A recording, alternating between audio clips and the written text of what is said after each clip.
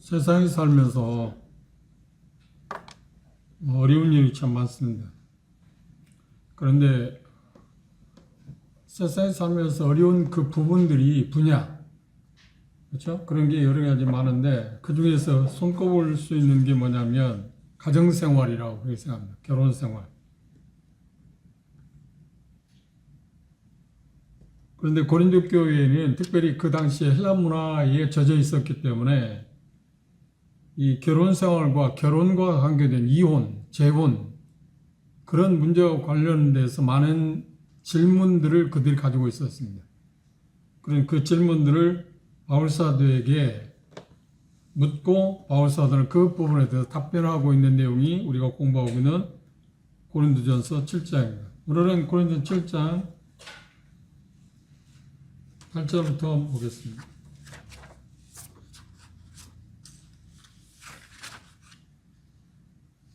8절부터 16절에 있는 말씀까지 한 절씩 교도하겠습니다.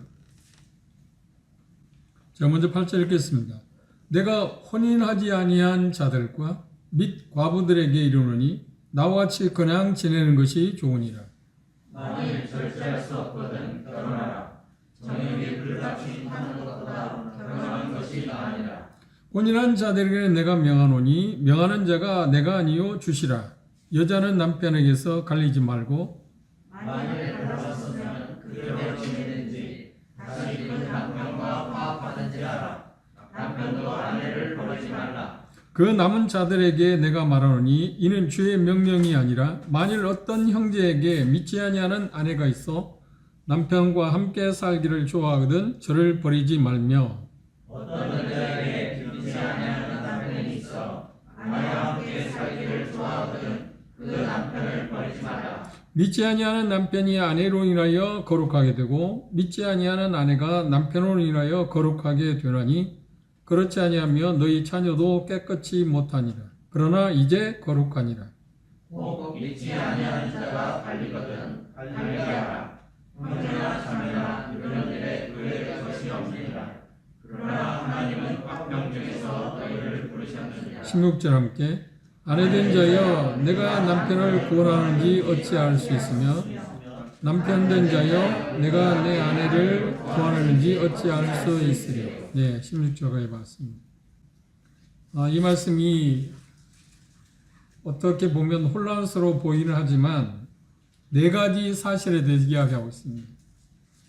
첫 번째, 결혼을 했던 사람들, 그러니까 결혼하고 이혼한 사람들의 결혼 재혼 문제에 대해서 이야기하고 있고, 두 번째는 그리스도인이 그리스도인과 결혼했을 때 이혼 사유가 생겨날 수 있는데 그때 어떻게 할 거냐, 그들에 대한 해답, 문제의 해답입니다. 그리고 세 번째는 불신자와 결혼을 했는데 그 불신자가 헤어지기를 원하죠. 함께 살기를 원했을 때 그런 경우에는 어떻게 할 거냐. 네 번째는 그와 반대로 불신자와 결혼했는데 불신자가 헤어지고 이혼하고 싶어 할 때 어떻게 할 거냐, 그리스도인에서 어떻게 할 거냐 하는 부분에 대해서 이 본문에서 이야기하고 있습니다. 첫 번째 8절 9절에 보면, 그러니까 여기 표현하고 있는 말씀이 대단히 어려운 표현같이 보입니다만 과부라고 하는 말은 일반적으로 결혼했다가 남편이 됐든 아내가 됐든 상처한 경우, 그렇죠? 홀로 지내고 있는 사람들. 그런데 여기 과부라고 그랬어. 호레비가 아니고 과부라고 그랬으니까 남편과 사별했을 때 죽음으로 말미암아서 결혼 관계가 중단되었을 때 그 과부는 결혼할 수 있는가, 재혼해야 하는가 말해야 할까 하는 문제에 대한 이야기입니다. 그리고 여기 어려운 단어가 하나 있는데 결혼하지 아니한이라고 표현했습니다. 처녀 총각을 말하는 게 아니라 처녀 총각 후반부에 나오고, 여기 말하는 결혼하지 아니한 사람이란 말은 전에 결혼했었는데 과부가 아닌 사람들, 다시 말하면 이혼한 사람들이 재혼 문제입니다. 전에 결혼했었는데 지금 현재 이혼한 상태에 있는 사람들이, 형제나 자매가 재혼하는 문제가 어떻게 할 거냐 하는 문제입니다. 그 문제에 대해서 지금 질문하고 있는데 그거에 대해서 답변을 하고 있습니다. 그게 8절 9절에서 이야기하고 있는 내용입니다. 그러면 8절을 다시 보십시오.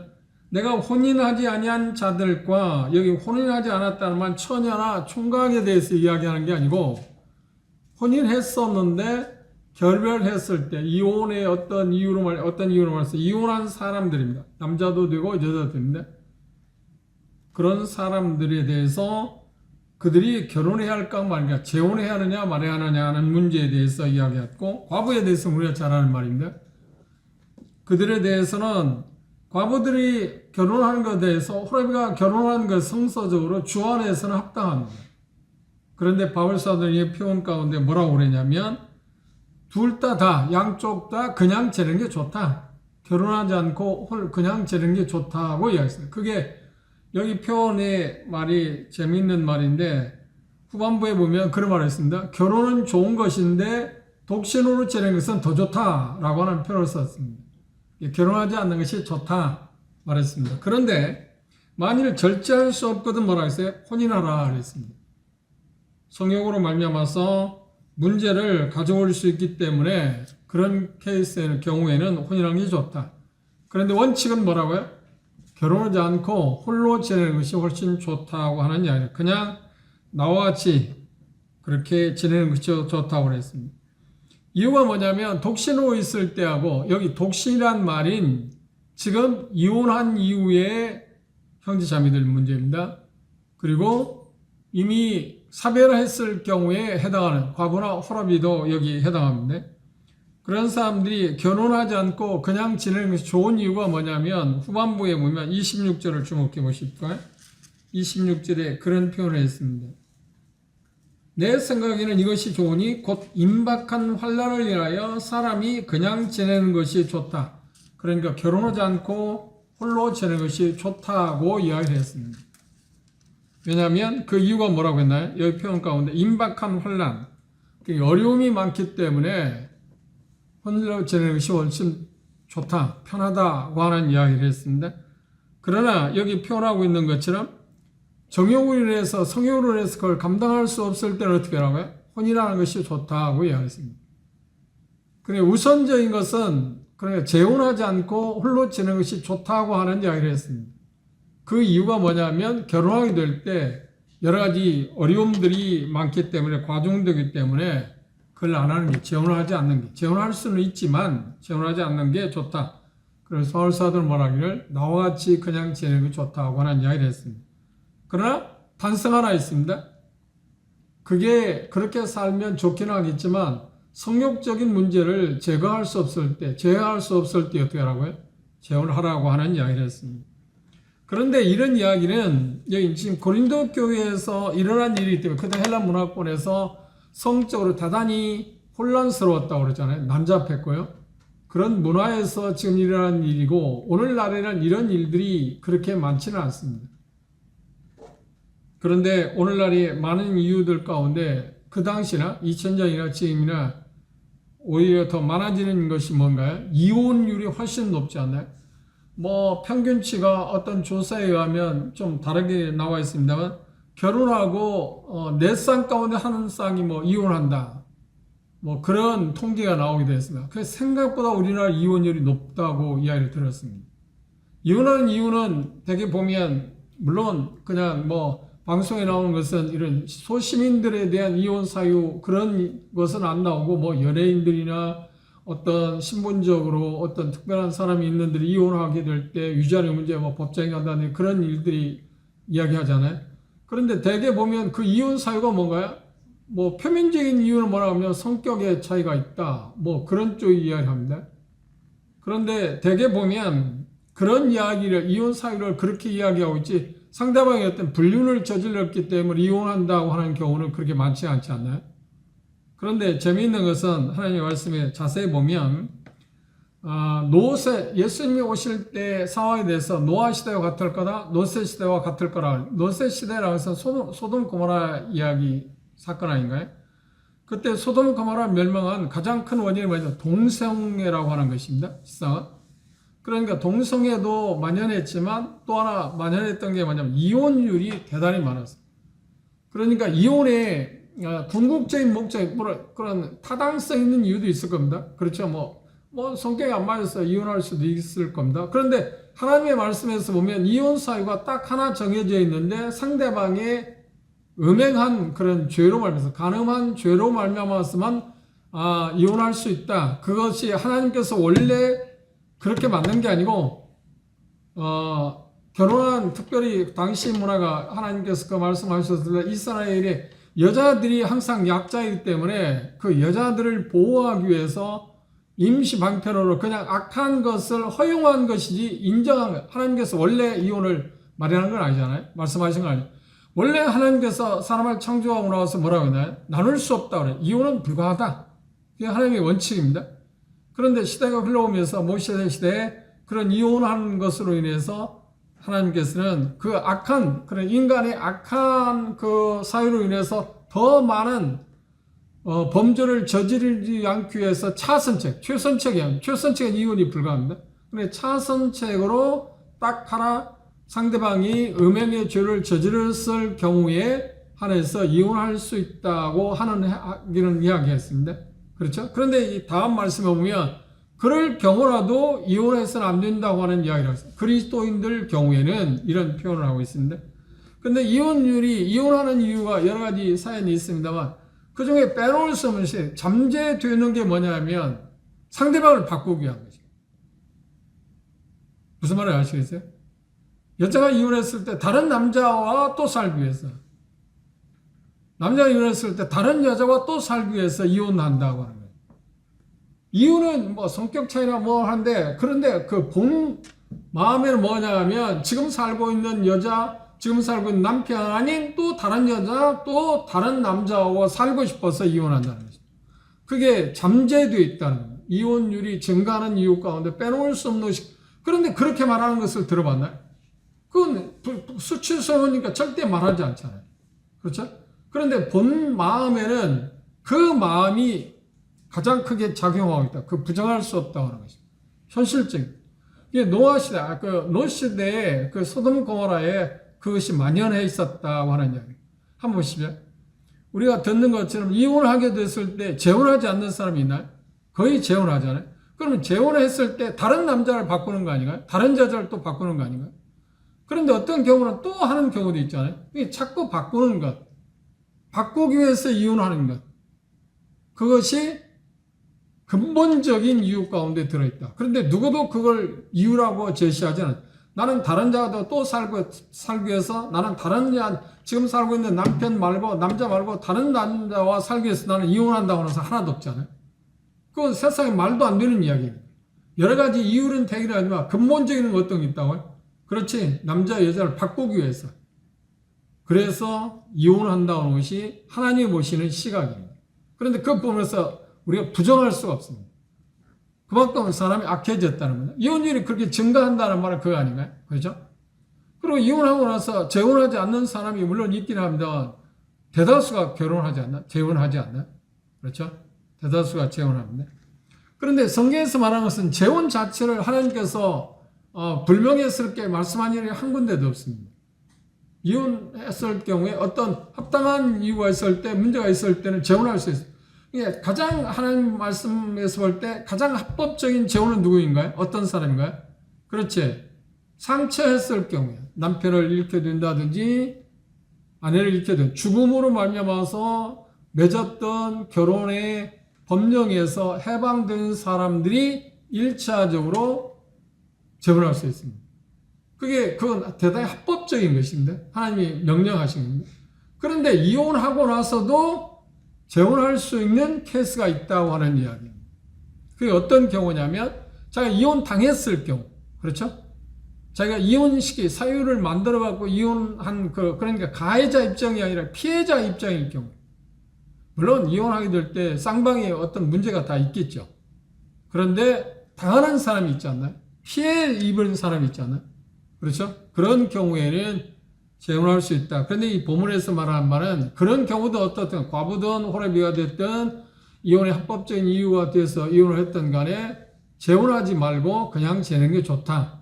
그런데 만약의 경우 하나가 있는데 그건 뭐냐면 정욕적인 문제가 감당할 수 없을 경우에는 결혼해야 한다. 재혼할 수 있다고 했어요. 여기에서 우리가 볼 수 있는 하나의 신뢰가 있는데 누가 보면 한번 보실까요? 좋은 사례가 하나 있었습니다. 2장을 보십시오. 그럼 2장 26절부터 보십시오. 36절이네요. 또 아셀 지파 바누엘의 딸 안나라 하는 선지자가 있어 나이 매우 늙었더라. 그가 출가한 후 7해 동안 남편과 함께 살다가 과부된 지 84년. 그러면 7년 동안 결혼 생활을, 여기 그렇죠? 7년 동안 결혼 생활하고 남편과 사별했습니다. 그리고 얼마 동안 과부로 살았다고 혼자 지냈다고요? 84년 동안 혼자 살았다. 그런데 이 안나란 자매 그분이 뭘 했다고요? 그렇지. 영적인 일에 전심전력했다.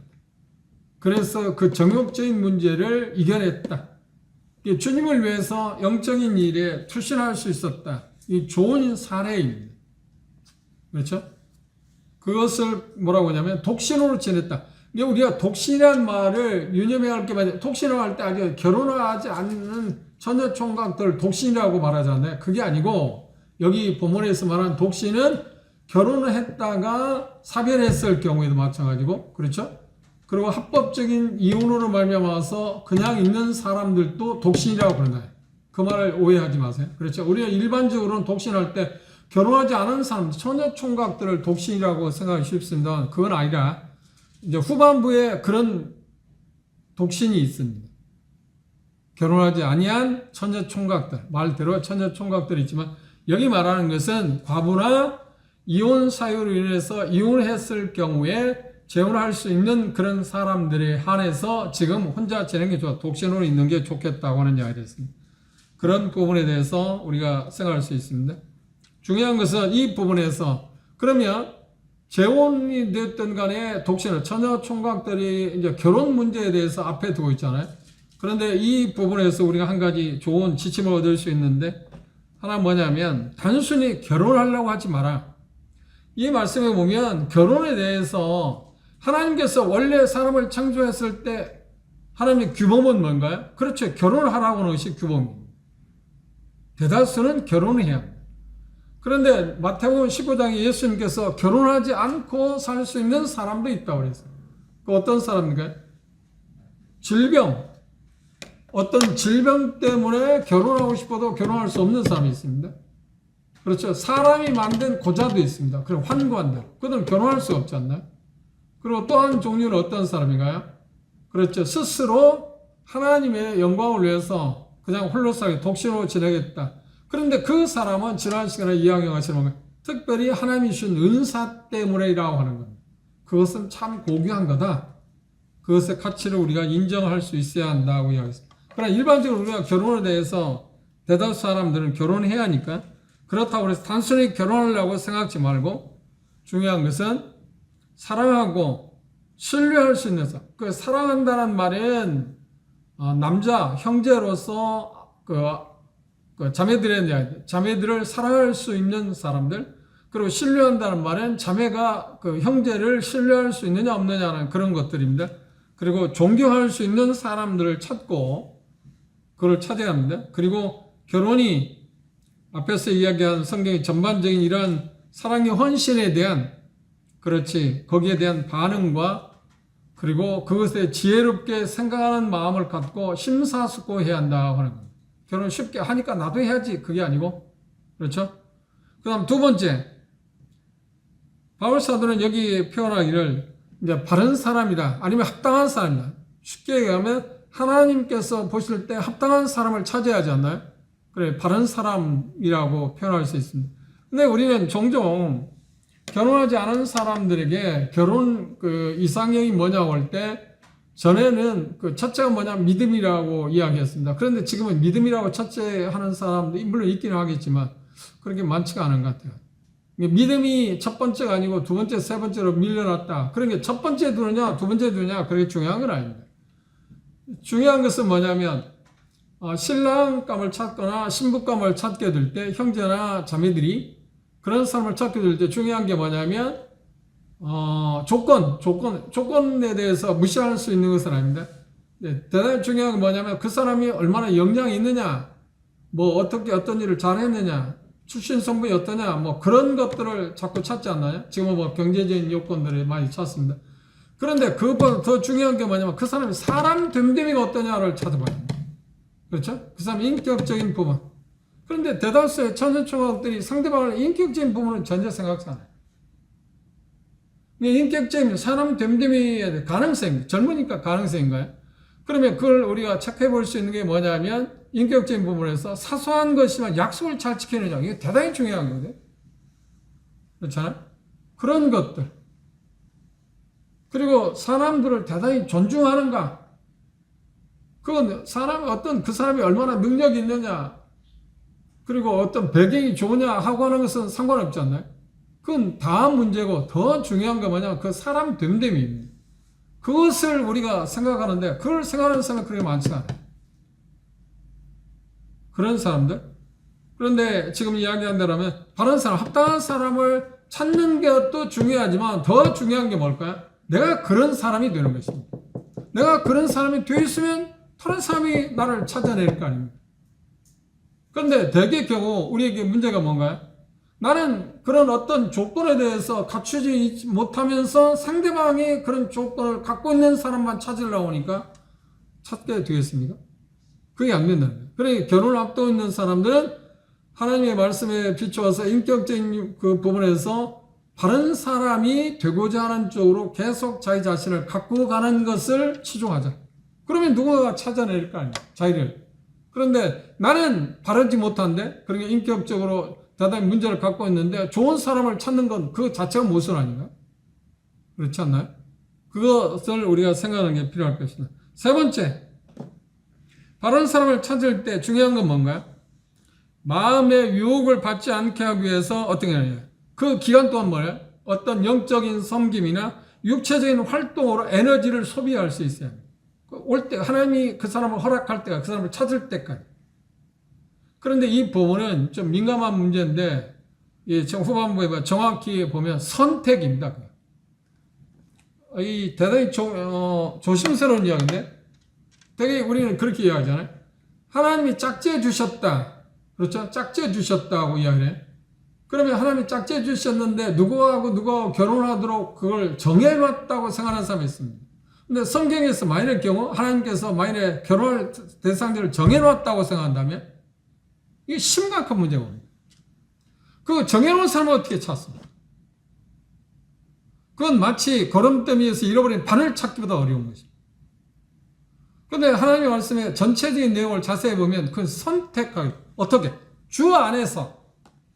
그러니까 형제들 쪽에서는 자매들, 주 안에 있는 자매들은 누구나가 내 신부감이. 무슨 말인지 이해하셨나요? 누구나 다. 왜? 주 안에서라고만 결정해 놨어요. 주 안에서 결혼하는.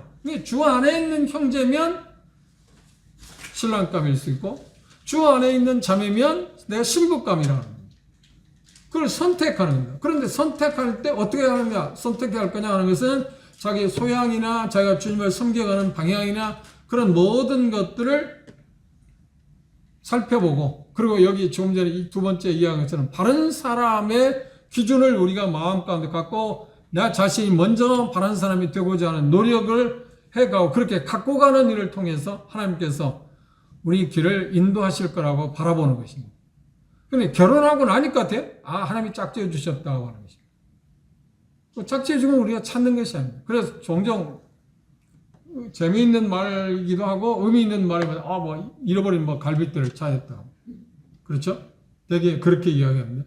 정해놨다는 말을 오해하지 마세요. 정해놓은 게 아닙니다. 만약에 정해놨다고 생각해 주십시오. 정해놨다고 하면 우리가 그 사람을 찾는 일에 노력할 필요가 있나? 아니, 정해놓은 사람은 언젠가 하나님이 인도할 거 아닙니까? 또 하나 정해놨다는 게 대단히 문제가 뭐냐 하면 정해놨다고 하면 비율적으로 1대1 그러잖아요. 그러나 자매가 500명이면 형제도 500명이 하잖아요. 그래 하잖아요. 정해놨다고 하면. 그런데 숫자가 모자라면 정해놓은 사람들이 믿지 아니할 사람이 있잖아요. 그럼 어떻게 하자는 거예요?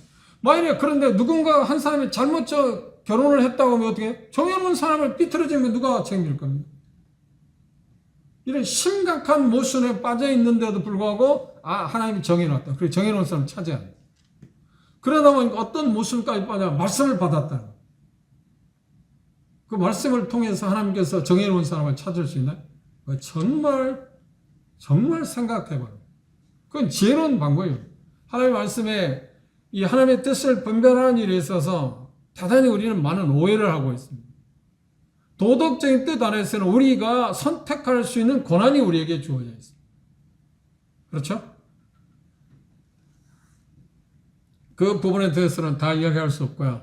제 이야기를 잘못 오해하면 대단히 하나님의 말씀에서 벗어난 것처럼 생각할 수 있는 사람이 있지만, 정확히 제가 이야기했지만, 깊이 이야기하지 못했지만, 하지는 않고 있지만, 이 부분에 대해서는 성경에 명확한 이야기, 선택하게 되어 있습니다. 그렇죠? 여기 예수님께서 이야기 가운데 마태복음 19장에 말합니다. 결혼할 때도 하나님을 위해서 자기가 뭐라고 해? 스스로 결정할 수 있다고 하죠. 정해놨기 때문에 그가 어떻게 했다고요? 독신을 지낸 게 아니에요. 그건 자기 자신이 어떤 환경이나 여러 것을 비춰봐서 나는 홀로 지내야겠다고 해서 결정할 수 있지 않나요? 그렇죠? 그럼 만일의 경우 정해놨다고 하면 하나님께서 너는 이제 독신을 지내야 한다고 정해놨다고 하면 그 사람의 정적인 성욕적인 문제도 커버할 수 있도록 해야 하지 않나요? 그래요, 안 그래요? 그게 하나님의 은사 아닌가요? 하나님이 그렇게 했으면 하나님이 거기에 대해 책임도 져줘야 하지 않나요? 그게 정해놓은 사람이 아니기 때문에 정욕적인 문제가 있을 때 어떻게 하겠어요? 그걸 다룰 수 없으면 홀로 지내는 게 좋지만 다룰 수 없을 경우에는 어떻게 결혼하라고 하는 이야기가 그것이에요. 이 선택이라고 하는 것이 대단히 중요한 것입니다. 그러면 선택을 어떻게 하나님의 말씀에 적법한 것에 따라서 그걸 정확히 말하면 영적인 어떤 효율성, 적법성 그걸 따라서 선택하는 게 지혜로. 거기에는 지혜가 필요한 것입니다. 그것에 대해서 구체로 다 설명할 수 있는 시간이 있을지 모르겠습니다. 결혼에 대해서 이야기할 수 있을지 모르지만 하여튼 전반적인 이야기를 했습니다. 그래서 홀로 지내도 결혼을 앞두고 있는 사람들이 중요한 것은 그 시기까지 주님께서 허락할 때까지 내가 할 수 있는 것만 바른 사람이 되는 것입니다. 그렇죠? 그리고 그때까지 어떻게 해요? 영적인 일이나 육체적인 활동, 섬김을 통해서 에너지를 그쪽으로 쏟아라. 그래서 정욕적인 문제를 이겨나가라고 그랬습니다. 네 번째는 뭐예요? 하나님이 내게 바른 삶을 주실 때까지 유혹할 수 있는 유혹을 수없이 당할 수밖에 없지 않나요? 그렇죠? 젊은이들은 더 그게 강하니까요. 그렇죠? 그때 어떻게 해요? 그 유혹을 이길 수 있게 해달라고 하나님 기도하고 그 피할 길을 주실 거라 믿고 하나님의 말씀에 따라서 우리가 잘 경건한 생활을 유지해 가는 것입니다. 그게 대단히 중요합니다. 그런 자리에 피하고, 그렇죠? 그런 것들을 우리가 보지 않고 듣지 않는 것, 그게 지혜지 않나요? 자꾸 그런 걸 보고 듣고 하면서 내 정욕적인 문제를 우리가 어떻게 다룰 수 있나요? 아예 다룰 수가 없습니다. 성격적인 문제를 어떻게 피하라고 하는 것이 하나님의 주문 아닌가요? 말씀이 아닌가요? 그런 것이 지혜로운 것입니다. 그 다음 마지막 다섯 번째, 우리의 상황에 대해서 내게 주어진 현재 상황에 대해서 하나님께 감사하는 거예요. 나이가 많았으니까 초조할 수 있겠죠. 그렇죠? 그게 현실적인 문제입니다. 그럼에도 불구하고 하나님이 합당하게 내가 결혼하지 않으려고 해서 한 게 아니라 하려고 그랬는데 선도 보기도 하고 그랬는데 합당하지 않기 때문에 아직 허락하지 않았다. 내가 그때 그 형제하고 하였어야 할 텐데 안 했다. 그 자책감, 자기 빠질 필요가 없습니다. 어떻게 지나간 거니까. 그렇죠? 그리고 현재 내게 주어진 것의 상황에 대해서 하나님께 감사하고 그리고 상황에 대해서 만족해야 합니다. 그리고 주님이 허락하실 거라고 믿고 기다리는 거죠. 그런데 기다릴 때 해야 할 일이 두 가지 이야기했어요. 첫째 말에 바른 사람이 되어가는 일을 계속하는 것입니다. 경건한 사람을 되어가도록 노력하고 그때가 되기까지 어떻게 하라고요? 그 유혹을 피할 수 있기 위해서 어떻게 해요?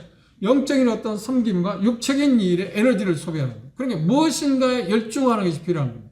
또 하나 부언 설명하면 그 보고 들을 수 있는 것을 어떻게 하는 거예요? 성적인 자극을 줄 수 있는 보고 듣는 것을 피하는 것이에요. 그게 대단히 중요한 것입니다. 근데 그런 주어진 하나님의 말씀을 피하고 그걸 전혀 생각하지 않고 그냥 내게 주어진 거 다 받아들이고 하는 가운데서 어떤 것을 이겨나가려고 하니까 대단히 힘들 것입니다.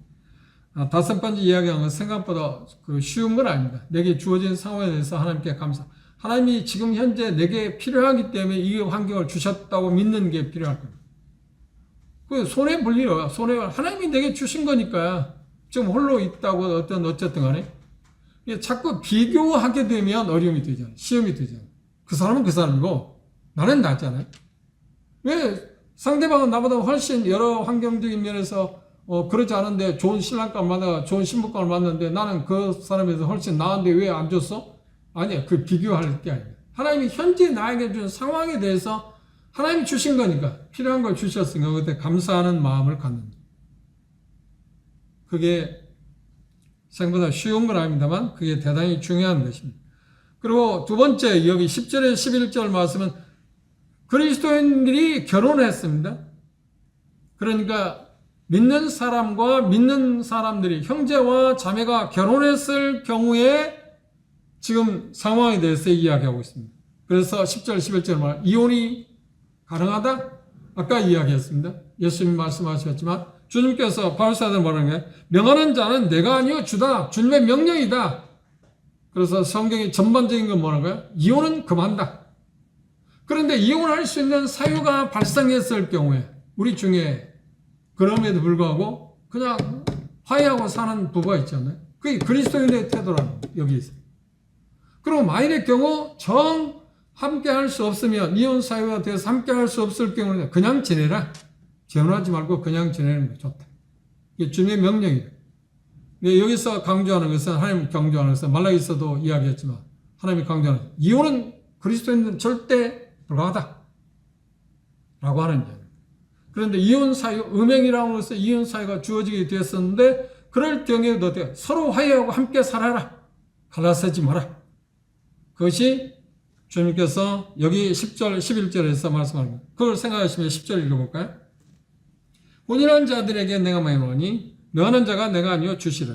여자는 남편에게서 갈리지 말라. 갈리지 말라는 말은 이혼을 이렇게 표현했습니다. 만일 갈릴지라도 그냥 지내든지 다시 그 남편과 화합해라. 남편도 아내를 버리지 말라. 버리지 말라는 말은 이혼이에요. 그리고 여기서 강조하는 말은 뭔가요? 주님의 명령은 무엇인가요? 바로서의 공고가 아니라 주님의 명령은 뭔가요? 그리스도인들은 이혼을 금한다. 그리고 이혼 사유가 있을지라도 어떻게 하라고요? 화해하고 같이 지내. 함께 화합해라. 그렇죠? 이게 주님께서 말씀하는 말씀입니다. 그건 어떤 면에서 여자가 어려움을 겪었을 때 여자가 그런 관여하고 용서하는 게 필요하고 남자가 그런 일을 당해서 피해를 입었을 때 그 아내에 대해서 그런 태도를 취해서 갈라서지 마라. 이혼을 하지 말라고 하는 거예요. 이유가 뭘까요? 그게 교회와 그리스도의 관계에 대해서 이야기하고 있기 때문에 그렇다고 하는 이야기도 우리가 생각해서 세 번째, 갈라선다든지 버린다는 말은 이혼에 대한 표현입니다. 그러니까 주님의 명령은 이혼을 뭐라고요? 금하고 있다. 이게 주님의 명령이라고 하는 말입니다. 그 다음에 세 번째, 12절에 14절의 내용은 뭐냐면 불신자와 결혼했는데 누가? 형제가 됐든 자매가 됐든 불신자와 결혼을 했습니다. 구원받고 나서 지금 이야기합니다. 지금 고린도 교회에 있었던 상황입니다. 구원받고 나서 믿지 않은 사람하고 결혼을 했는데 구원을 받았다는 겁니다. 그게 형제가 될 수 있고 자매도 될 수 있잖아요. 아내가 될 수 있고 남편이 될 수 있잖아요. 그럴 경우에 지금 첫 번째가 뭐냐면 두 번째 말고 첫 번째가 뭐냐면 상대방이 헤어지고 싶지 않다. 함께 살기를 원한다고 할 때 어떻게 하나? 그래서 헤어지지 마라. 이혼하지 마라. 이유가 뭐라고요? 여기 평가가 그랬습니다. 그렇게 할 때 이혼하지 않고 함께 살 때 거룩하여진다. 구원받는다는 말이 아닙니다. 그 말인 그 삶을 통해서 저렇게 화합하고 아름답게 삶을 살아감으로 말미암아서 구원을 받을 수 있도록 그러니까 주님께로 인도할 수 있는 기회를 제공할 수 있기 때문에 그렇다. 그리고 자녀들에도 그런 혜택을 줄 수 있다. 그 이혼이 주는 패널은 너무 크지 않나요? 그 중에 장본인들도 어려움을 겪지만 자녀들 무슨 주가 있습니까? 이혼은 정말 병폐 중에 병폐예요. 하나님이 인간관계에서 가장 최악의 어떤 범주가 있다면 이혼입니다. 생각. 그런데 우리가 살고 있는 이 세상은 어떨까? 당신도 마찬가지. 이 세상은 이혼은 대단히 좋은 거라고 생각하잖아요. 안 맞으면 헤어져야지. 그만큼 하나님께서 말씀하신 것에 대해서 정말 정반대로 가장 강하게 반역하고 있는 것이 이혼하고 있는 것입니다. 이게 도덕적인 마지막 끝자락이 있는 것이 이혼의 성행이라고 표현할 수 있어요. 무서운 일입니다. 근데 우리는 이 말씀을 통해서 그 이혼이 얼마나 무서운 일인가, 하나님 보시기에 얼마나 커다란 범죄인가 하는 것을 꼭 기억하십시오. 여기 표현하고 있는 것은 그겁니다. 믿지 아니한 사람이 나는 구원을 받았는데 남편이 되든 아내가 됐든 함께 살기를 원할 때 헤어지지 말아요. 이유가 뭐라고요? 헤어지지 않고 함께 삶으로 조화를 이루감으로 말미암아서 거룩해진다고 하는 말은 예수의 그리스도로 그 사람을, 상대방을 이끌 수 있는 기회를 부여받기 때문에, 심지어 자녀들도 구원 받는다는 말입니다. 구원은 하나님이 하시는 일입니다. 그렇죠? 거룩해진다는 바로 그런 말입니다. 거룩해진다는 말은 다시 말하면 어떤 가정보다도 좋은 행복한 가정을 꾸릴 수 있기 때문에, 그렇죠? 조화를 이룰 수 있기 때문에 이혼하지 말아요. 그럼 마지막 반대로 믿지 아니한 사람하고 결혼했는데 그게 남편이 됐든 아내가 됐든 함께 살고 싶지 않아, 나는 이혼하겠다고 수속을 밟는다. 그때 어떻게 하나? 믿는 사람은 어떻게 하나? 전혀 그것 때문에 고민하지 마라. 법정 투쟁도 할 거 없이 그냥 허락해라. 그것에 주님은 뭐라고 말씀하셨나요? 여기 표현 가운데 그 내용을 이야기할 때 바울사는 이렇게 표현했습니다. 가로 열고 뭐라고 했나요? 이는 주의 명령이 아니라, 주의 명령이 아니라는 말은 우리가 오해하지만 주님께서 말씀하셨을 때 이 말씀을 하시기 전에 이 부분에 대해서 계시한 일이 없다. 그런데 바울 사도를 통해서 계시되었다. 그래서 자기 의견을 구한다고 했어요. 어떤 두 가지 케이스를 했습니다. 믿지 않는 사람과 결혼했는데 믿지 않는 사람이 형제 자매들과 함께 살기를 원했을 경우에는 이혼하지 말라고 하는 것. 믿지 않는 사람하고 결혼해서 사는데, 그러니까 결혼을 했는데 구원을 받았습니다. 누가 됐든. 그런데 상대방이 믿지 않는 사람이 뭐라고 하냐면, 나는 당신을 못 사겠다, 이혼하기를 원한다 할 때 뭐라고 해요? 그때는 기꺼이 이혼을 하래. 그것도 명령이라는 거예요. 그러면서 뭐라고 표현하는데, 어려운 말입니다. 여기 15절에서 혹 믿지 아니하는 자가 갈리거든 갈기라. 앞에서 말해 갈린다, 버린다는 말이 이혼이라는 말입니다. 형제나 자매가 이런 일에 부속받을 게 있다 없다? 없다. 그리고 표현 가운데 그러나 하나님은 화평 중에 너희를 부르셨다. 그러나 하나님은 화평 중에 부르셨다는 말이 무슨 말이냐면, 하나님은 화평한 것을 원하시기 때문에, 그것 때문에 서로 간에 나는 이혼해 줄 수 없어, 나는 당신하고 살아갈 수밖에 없어, 그러면 법정 투쟁한다는 어림이 되지 않나요? 그렇죠? 형제나 자매가 그런 쪽에 구애를 받을 필요 없다. 전혀 그런 쪽에 구속받을 필요 없다. 그래서 헤어져라. 기꺼이 허락해주라. 왜? 하나님은 화평 중에 계시는 분이기 때문에, 그것 때문에 서로 간에 다툼이 되면 오히려 덕이 안 되니까. 어림이 되기 때문에. 무슨 말을 이해하셨나요? 그러니까 첫 번째하고 두 번째는 전혀 다른 상황입니다. 첫 번째는 뭔가요? 상대방이 믿지 아니한 사람이 이혼하지 않고 함께 살기를 원했을 경우에 갈라서지 마라. 그리스도인에 대한 이야기입니다. 두 번째 경우는 어떤가요? 믿지 않는 사람이 결혼한 형제 자매인데, 상대방이 형제 자매인데 믿지 아니한 사람의 경우에 이혼하기를 원할 때 기꺼이 그냥 허락하라. 그것 때문에 마음 쓰지 마라. 다투지 마라. 왜냐하면 하나님은 화평의 하나님이기 때문에. 분란을 일으키지 마라. 법정 소송할 필요 없다. 그러니까 기꺼이 그렇게 하라 했습니다. 그래서 표현 가운데서 16절에서 아내 된 자여 내가 남편을 권하는지 어찌할 수 있으며 남편 된 자여 내가 내 아내를 권하는지 어찌할 수 있으려. 앞에 이야기한 내용에 대해서 거룩해진다고 하는 표현을 이야기했어요. 나눠지지 않는 것에 대해서, 그렇죠, 갈리지 않는 그런 부분에 대해서 지금 결론적으로 첫 번째는 뭔가요? 이미 과부나 적법한 이유를 통해서 지금 홀로 지낸 사람은 재혼을 할 건가 말 건가의 대답이, 질문에 대한 대답이 뭐란가요? 그냥 지내는 게 좋다. 결혼하지 마라. 그러나 정욕적인 문제로 어림이 되든 결혼해라. 그게 답입니다. 그렇죠? 그리고 두 번째 문제는 뭔가요? 질문이 뭔가요?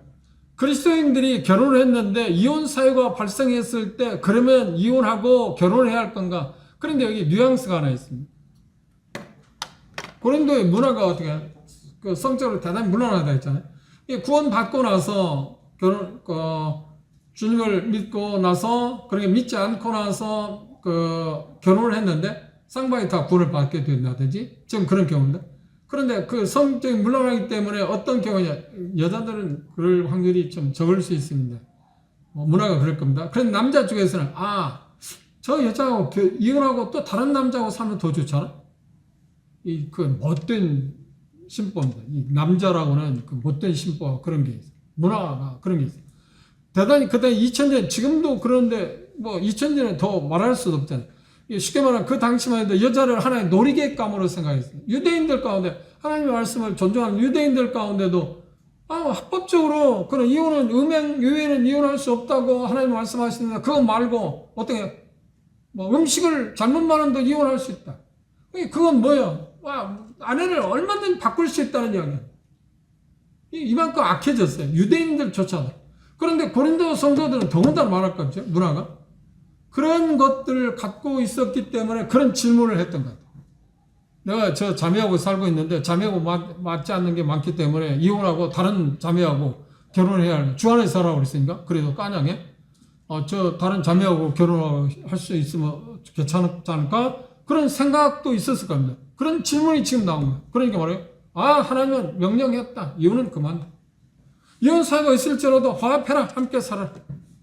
그게 말씀입니다. 우리는 구원받은 사람은 이혼 자체를 생각도 하지 마세요. 생각도 하세요. 만일에 헤어진다고 하면 그냥 혼자 살 수밖에 없다고 생각하시죠. 그렇죠? 재혼을 생각하면서 이혼할 생각을 하지 마라. 그리스도인 아이. 이혼을 할 수는 있습니다. 그렇죠? 그런데 다시 화합하라고 하는 것이 주의 명령이다. 그럼 세 번째, 믿는 사람인데 아내나 남편이 상대방이 믿지 아니한 사람입니다. 그럼 믿지 않는 사람이 나는 당신하고 이혼할 수 없습니다. 함께 살고 싶습니다 할 때 어떻게 하라고요? 절대로 헤어지지 마라. 이유가 뭐라고요? 그렇지. 거룩해질 수 있다. 주님께로 인도받을 수 있는 확률이 있다고 합니다. 구원받을 수 있다는 게 자녀들도 마찬가지입니다. 그런 가운데 자녀들 이혼하지 함께 살 때 그 상대방이 자매가 됐든 남편이 됐든 형제가 됐든 그런 아름다운 모습을 볼 때 어떻게 감동을 받을 수 있잖아요. 감화를 받을 수 있잖아요. 그래 주님께로 인도할 수 있잖아요. 상처를 주지 않으니까. 그러니까 그 말은 뭐냐? 믿는다고 하는 이유 때문에 그렇죠? 단순 믿는다고 하는 이유 때문에 믿지 않는다고 하는 이유로 이혼 사유를 만들지 말라고 하는 거예요. 절대로 그건 불가능하다. 하지 마라. 그 다음 네 번째는 뭔가요? 믿지 않는 사람이 이혼을 제기할 때 그것에 대해서 전혀 염려하지 마라. 구속받지 마라. 흔쾌히 인용해 주라. 싸우지 마라. 다투지 마라. 왜? 하나님은 화평의 하나님입니다. 무슨 말을 이해하셨죠? 그래서 여기 표현하는데 그러나 하나님은 뭐라고요? 화평 중에 너희를 부르셨다. 문맥을 잘 보셔야 합니다. 그래 문맥이 화평 중에 너희를 부르셨다는 말이 지금 문맥을 떠나서 한다고 하면 우리 어떤 생각을 싸워서는 안 된다. 그럼 이혼해서는 안 된다는 말 아닌가? 아니 그 말이 아니고 다투지 말라는 거예요. 믿지 않는 사람이 이혼하기를 원하면 기꺼이 그냥 허락해 주라. 이런 애처럼 왜 당신은 나하고 헤어질 수 없다. 그렇게 시비하지 말라는 거예요. 왜냐하면 화평 중에 너희를 부르셨다. 거기에서 구속받을 필요 없다. 이해하셨죠? 이렇게 명확하게 그 질문에 대한 네 가지 질문에 대해 답변을 했습니다. 다음 시간에는 그리스도의 사회적인 어떤 영향 그런 부분에 대해서 우리가 생각해 보도록 하겠습니다. 마치겠습니다.